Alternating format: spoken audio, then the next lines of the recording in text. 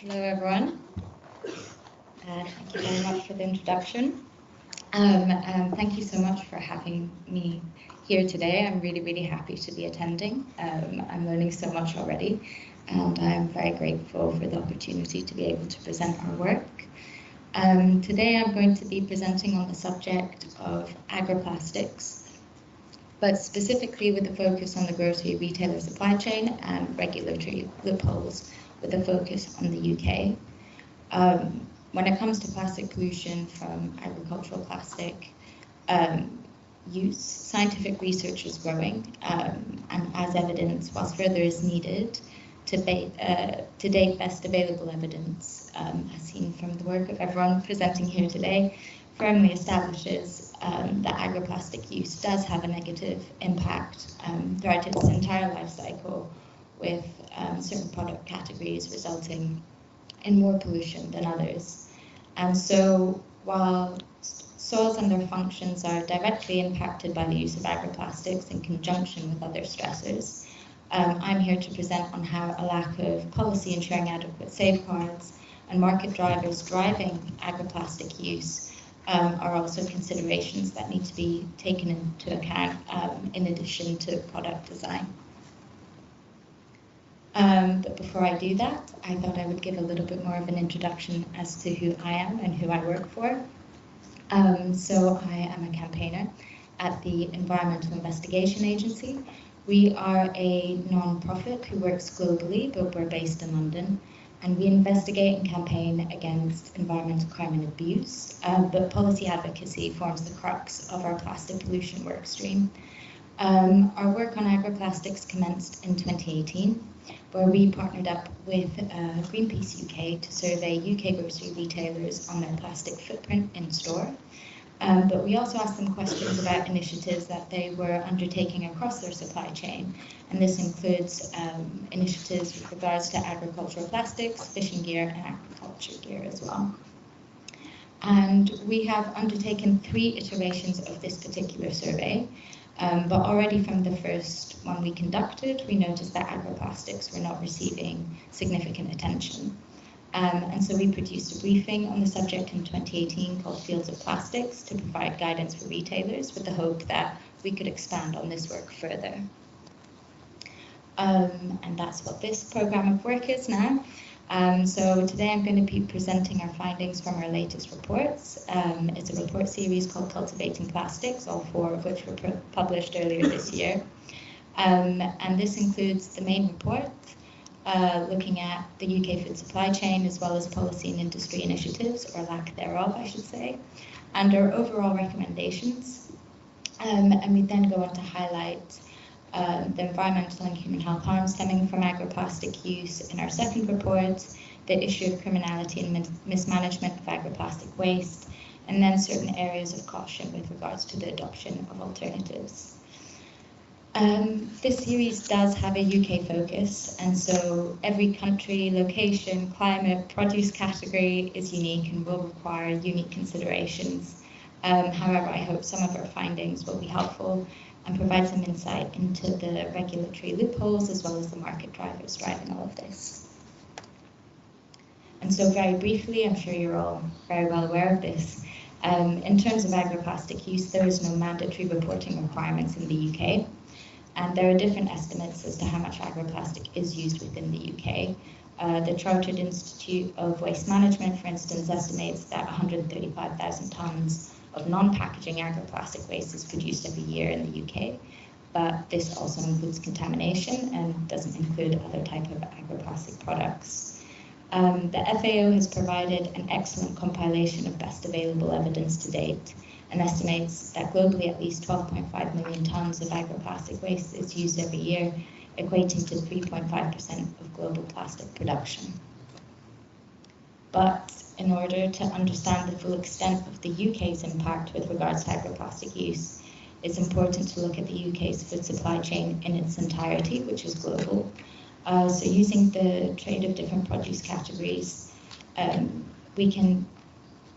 it acts as a theoretical proxy for agroplastic use, whereby you can identify particular countries and regions and produce types that you need to be mindful of.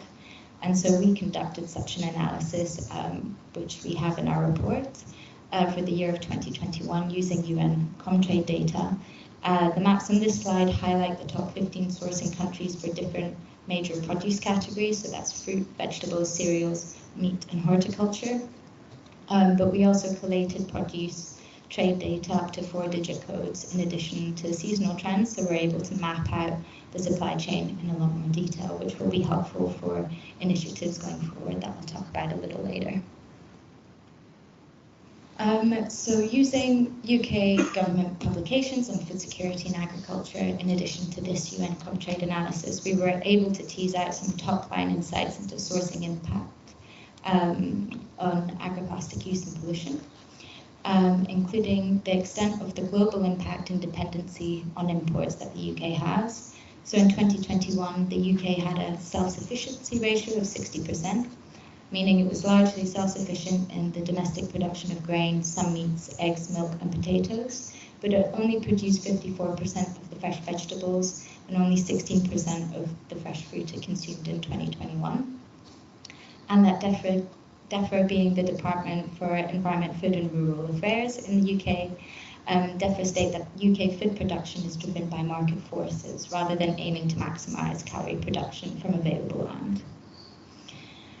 And so when it comes to major sourcing regions, there are some overlaps, namely Spain, France and the Netherlands, they're key sourcing regions.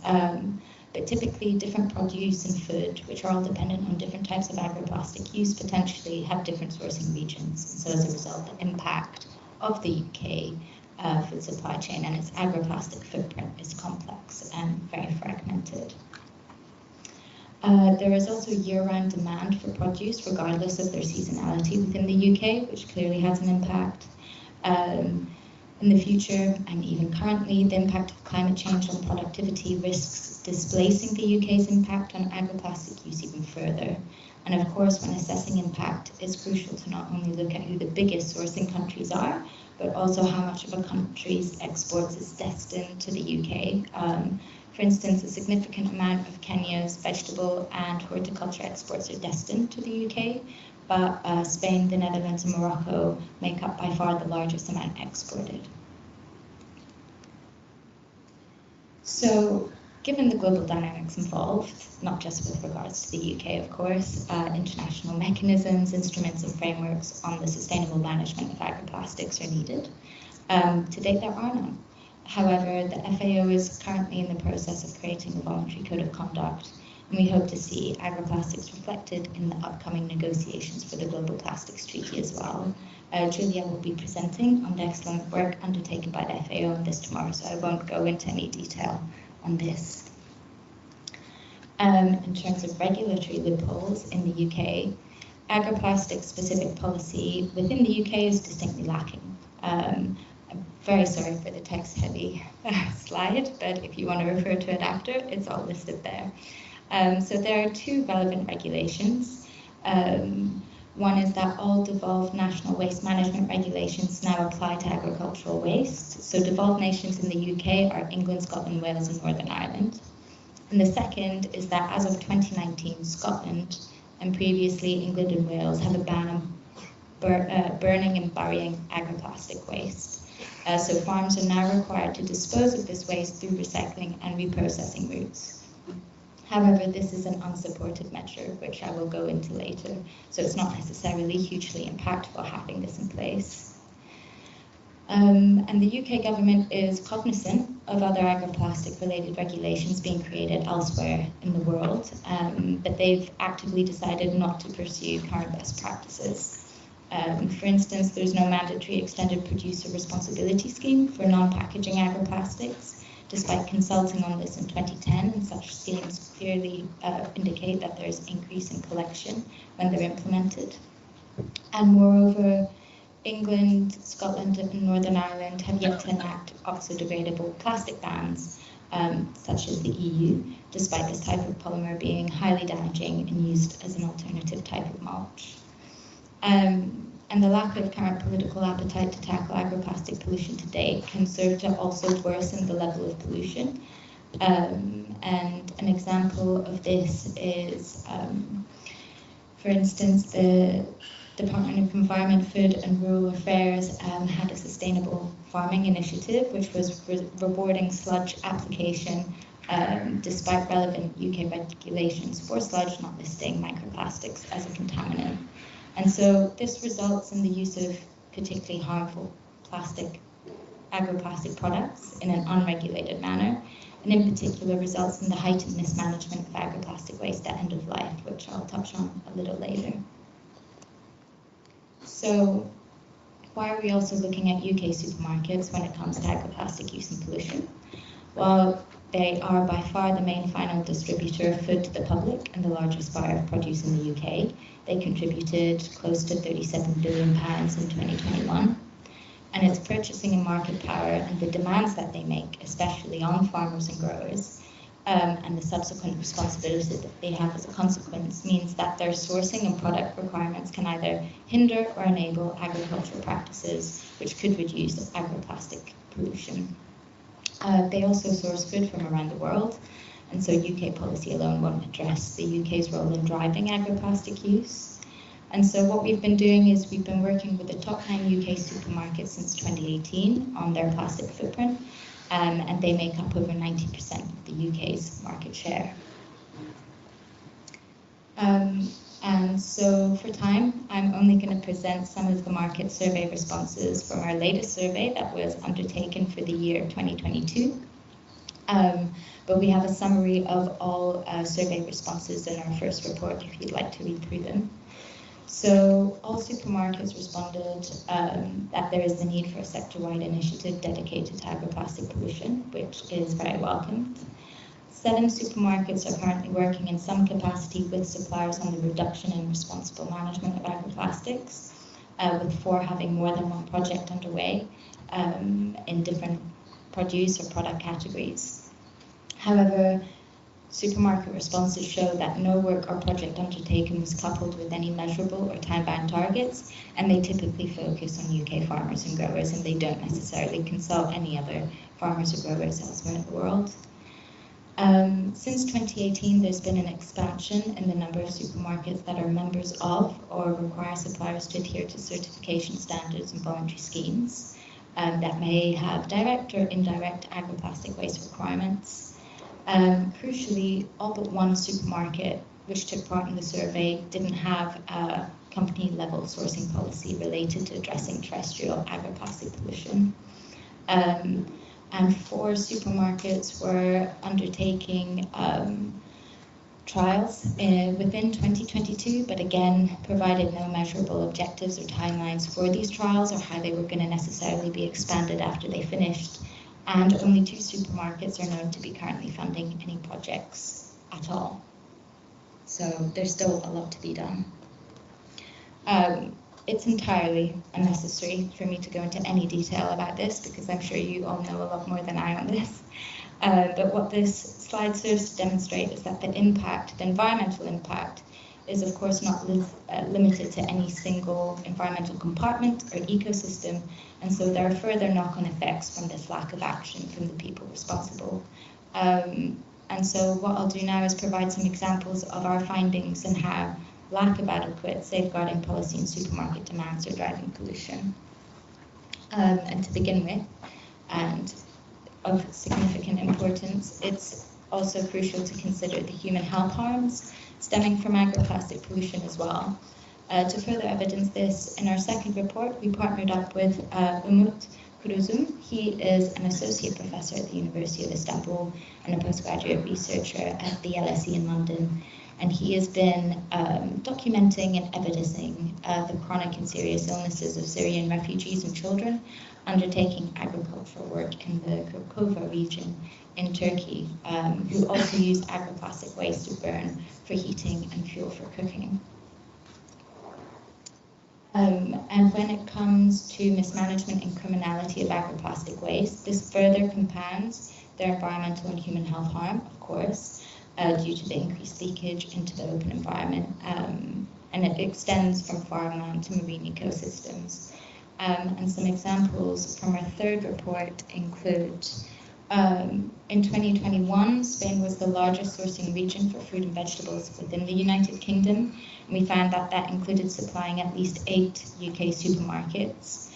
And one of the most intensive agricultural regions in Spain is Almeria, where significant dumping of agroplastic waste takes place, given how much is used, how expensive it is to treat, and the fact that there's lacking waste management capacity for it. And it's been evidenced that this dumped waste results in plastic contamination of coastal kelp forests nearby, and has also resulted in the death of cetaceans as a result of macroplastic mulch ingestion. And so what's important to note is that growers surveyed by AEE is a Spanish NGO in the region that works very closely with farmers and growers, they express how market demands from supermarkets result in high agroplastic use, and how supermarkets are asking for non-nutritional, calorific, aesthetic demands like size and shape and look of produce, and that's driving agroplastic use, and that these growers are saying they could use less if they didn't have to adhere to these aesthetic requirements. To the best of my knowledge, AE haven't published their survey results in detail, but they did present top-line results at a webinar we held in 2021, and we have a briefing detailing that. So if you'd be interested in learning more, you can let me know and I can send it to you. The second kind of case study, I guess, that we found and wanted to highlight was the level of burying and burning of agroplastic waste in the UK. So this still happens despite bans being in place, and there are fines of up to £50,000 for this. So it's quite a significant undertaking for farmers and growers to still do, and it's because it's simply too expensive for them, especially given there's no mandatory EPR scheme in place. And what we highlighted was that there was a significant regulatory loophole from a lack of mandatory reporting, which means that a lot of burning and burying effectively goes unnoticed. And despite being discovered in 2021, there has still been no action from the UK government to try and close this loophole. And it's to do with the minimum amount of waste that needs to be stated on a waste transfer note and collection. So farmers pay for a waste collection note, but they don't have all their agroplastic waste collected because it's too expensive at the end of the day, and they burn and bury the rest. Another really significant thing that we were looking into, and this isn't just with regards to agroplastic waste, but all plastic waste, is the rise of illegal waste exports. So high-income countries, out of convenience, not necessity, export a significant amount of their plastic waste to other recipient countries to treat, because it's cheaper for them to do. The UK, for instance, major recipients are non-OECD countries in Southeast Asia, as well as Turkey and some European Union member states. And what we found, or rather, what was documented, is that there was an uptick of illegal agroplastic waste exports just after the 2019 burning ban came into place in Scotland. And the UK is considered to be one of the highest countries within the EU that has the highest rate of illegal waste exports, illegal plastic waste exports. And we also found a loophole where exporters were misdeclaring agroplastic waste as plastic packaging waste, and so they were getting paid additional amounts of money to export this waste under the guise of packaging because of the UK EPR packaging scheme. But given the level of contamination of agroplastic waste, it's more than likely that this was not managed in an environmentally sound manner upon destination. And very, very briefly, in our fourth report, we highlight areas of caution with regards to potential alternatives, but this is more of a focus on policy developments. So as mentioned, oxo-degradable plastics are yet to be banned in England, Scotland and Northern Ireland. And we could see from consultation documents published by the Scottish Government that this was a result of very intense industry lobbying. And in England, there was a very concerted campaign between farming unions, supermarkets and NGOs to ask for those in England to be banned as well, but that has yet to come to fruition. But what's particularly concerning is that the Welsh Government very quietly brought in an oxo-degradable ban last year, but they may not be able to implement it because of the Internal Markets Act. So within the United Kingdom, devolved nations hold a certain amount of power in terms of policies that they can consult on and enact, but ultimately Westminster has, how to say, more control, and the Internal Markets Act is a regulation that allows for it. And what this means is that if a devolved nation puts in place a policy measure that's more ambitious, but that will require a difference between the market, between devolved nations, Westminster can turn around and put their foot down and say that it can't be implemented. So the Welsh Government is now in conversation with Westminster about the Internal Markets Act to see if they can enact an oxo-degradable plastic ban, because England and Scotland and Northern Ireland don't have one. And Scotland's also in conversation with Westminster with regards to the Internal Markets Act, because they're actually proposing a more ambitious deposit return scheme for beverage containers than England. And so Westminster is asking them not to implement it because it would be different to that in England. And I touched on this a little bit earlier as well. And I didn't mention this at the beginning, but when I talk of agroplastics within this report series, I count sludge as a type of agroplastic because of its microplastic content. And microplastic contamination of sludge is not accounted for in UK policy, despite being a significant source of plastic soil pollution.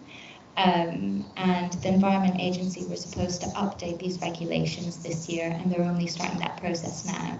And with the anticipated general election that's coming up, it might not necessarily be implemented in time.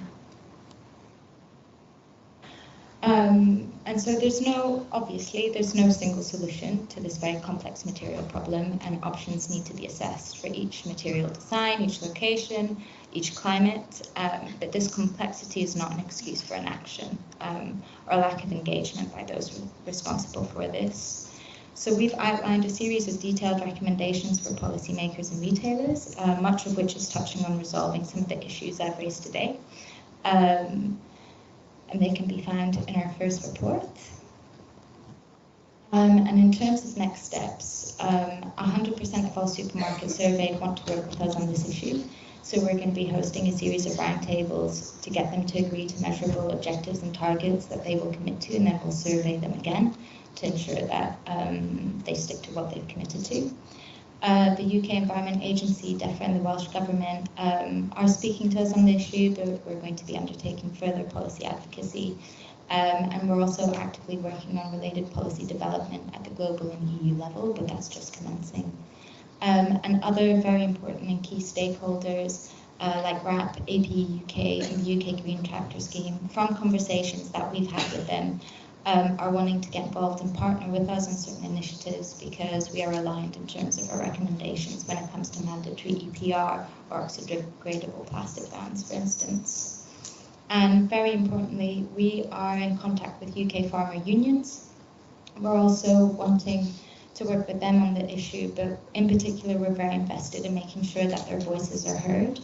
And so the next step is to build a network of farmer stakeholders across the UK supply chain to feed into our advocacy work, but also to provide us with expertise, knowledge, and the types of agroplastics they use, what's worked, what's not worked, to be able to really find operational solutions for everyone involved.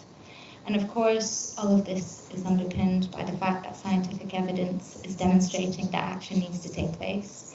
And so I'm very grateful to be here to learn more about all the work that you're doing. And I'd also be very grateful for us to connect and exchange contact details so I can highlight all of your work and all of this. Thank you very much.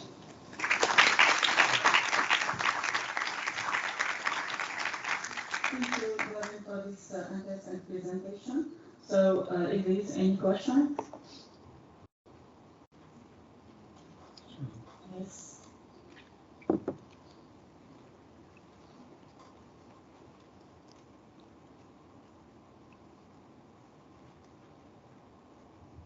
Hello, thank you for the talk. I think it's interesting also to see the other part that are not just scientists, right? The transition to society.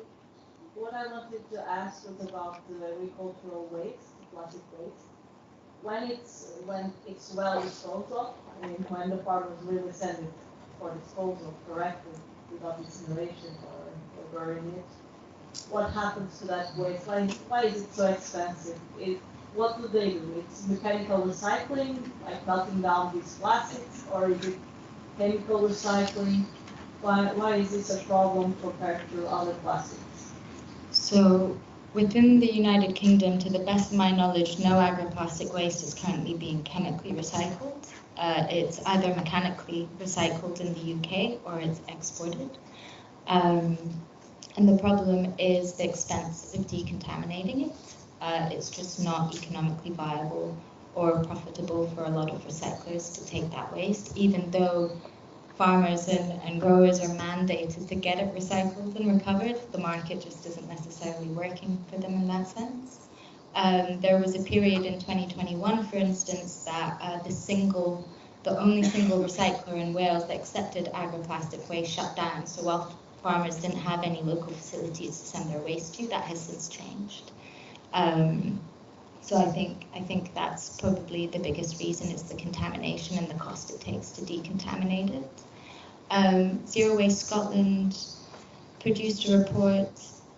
I'm really bad with dates. I think it was in 2020 or 2021, and they surveyed Scottish farmers and growers as well as Scottish recyclers, and they provide some really detailed information on the level of contamination and the rate of collection as well. So that's really helpful to look into. And when it comes to export, contamination is also another problem that needs to be addressed because the more contaminated waste is, the more expensive it is to decontaminate and recycle. So it's less profitable as well. So do you think that chemical recycling or maybe incineration in a controlled environment, it's burning down, do you think this could be an option, and do you have the infrastructure to do this, for instance, the incinerators? So you're putting me on the spot there because I'm very much a fan of mechanical recycling over chemical recycling at the moment. So I know that the UK government is putting a lot of funds into developing chemical recycling plants in the UK. There's a packaging solution fund by UKRI, and they provided £20 million in 2020 for 4 projects, and 3 of those were chemical recycling projects. And that was supplemented with an additional £60 million from industry, and then in 2022 they had the same amount of money. But they fortunately started also investing in reuse and refill, but that was mainly for packaging, not agroplastic waste. And so there is money going into it, but I'm not an expert in this, but I don't think that that particular industry is fully established within the United Kingdom yet. Ultimately, I think the first step would be to have a mandatory EPR scheme to make sure that those that are responsible in distributing these products, but also gain from the use of these products, like supermarkets, that they take responsibility and pay for the full cost of environmentally sound management, and that will hopefully provide the market incentives so that more is collected and not managed illegally. Thank you. Okay, thank you, Nana. Thank you. Mhm. Okay.